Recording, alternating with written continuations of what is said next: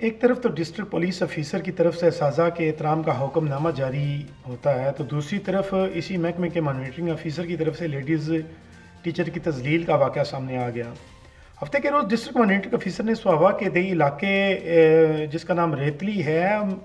وہاں پر ایک اسکول میں اچانک چھاپا مارا تو کلاس روم میں ٹیچر کلاس کے سینٹر میں چولہا رکھ کر چائے بنا رہی تھی، جس پر ڈی ایم او نے ٹیچر کو کھری کھری سنا دی۔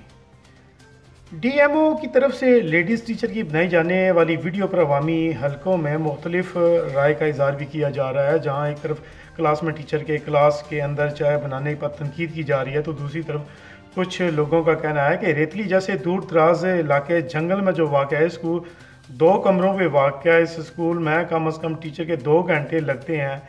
وہاں پہنچنے میں، اور کم از کم ٹیچر کو 2 گھنٹے لگتے ہیں وہاں اسکول میں پہنچنے میں، اور بدقسمتی سے 2 کمروں کے اس اسکول میں کلاس 4 کی سہولت بھی موجود نہیں ہے، اور اسکول میں چائے بنانے والی ٹیچر کوئی آسمانی مخلوق تو ہے نہیں بلکہ انسان ہے جو صبح بر وقت اسکول پہنچنے کے لیے جلدی اٹھتی ہے۔ کلاس روم کو گرم کرنے اور بچوں کو پڑھائی نہ رکنے کی وجہ سے کلاس روم میں چائے بنانے کی جواز کو بھی عوامی لوگوں نے ریجیکٹ کیا ہے، لیکن اس کے ساتھ ساتھ ڈی ایم او کی طرف سے اس جو ویڈیو بنا کر وائرل کی گئی ہے اس کی بھی مذمت کی گئی ہے، جہاں ایک طرف اسکول کے چائے بنانے پر پابندی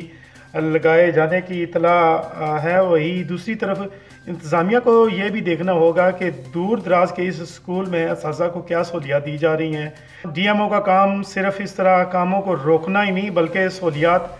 کا فقدان کی وجہ سے دور دراز مسائل کو بھی احکامات تک پہنچانا ان کا فرض بنتا ہے۔